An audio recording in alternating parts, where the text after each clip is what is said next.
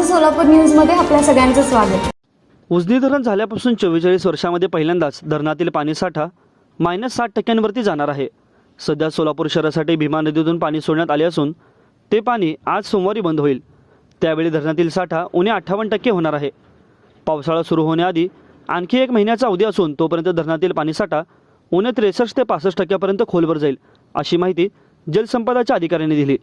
मागील 5 वर्षांपूर्वीच्या दुष्काळजन्य परिस्थितीमध्ये 30 जून 2019 रोजी उजनी धरणातील पाणीसाठा उणे 59% पोहोचला होता। ही पातळी धरणाची निर्मिती झाल्यापासून पहिल्यांदाच नीचांकी होती। 1980 मध्ये धरण झाल्यानंतर ठराविक काही वर्षांनी सोलापूर जिल्ह्याला दुष्काळाचा झरा सोसाव्या लागल्या, पण धरणातील पाण्यामुळे त्याचा फार मोठा फटका धरणावरील योजनांना बसला नाही। मात्र आता यावर्षी पहिल्यांदाच धरण उणे 60% जाईल अशी सद्यस्थिती आहे। 15 जूनपासून पावसाळा सुरू होईल असा हवामान खात्याचा अंदाज असून पण धरण क्षेत्रामध्ये उशिराने पाऊस झाल्यास सोलापूर शहरासह उजनी धरणावर अवलंबून असलेले 41 योजना बंद पडतील। आता सोलापूर शहर टेंभुर्णीसह जिल्ह्यातील पाणीपुरवठ्याची योजना पुणे नगर जिल्ह्यासह धाराशिवची पाणीपुरवठा योजना सध्या अर्ध्या 1 किलोमीटरपर्यंतच चालू आहे।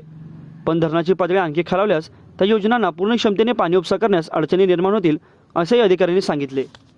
माझं सोलापूर न्यूज या यूट्यूब चॅनलला सबस्क्राईब करा आणि बेल आयकॉन प्रेस करायला विसरू नका।